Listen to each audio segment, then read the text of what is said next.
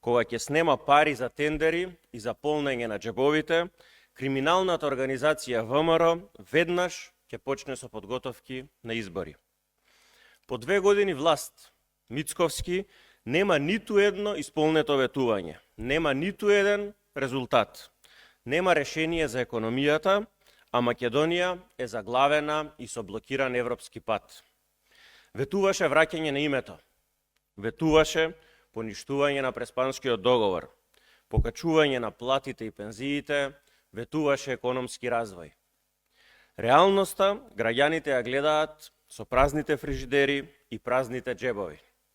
Нема повисоки плати, нема 600 евра минимална плата, нема мерки за заштита на животниот стандард. Инвестициите се намалени за 60%, македонски работници се отпуштаат од работа. За 4000 е намален бројот на вработени во индустријата.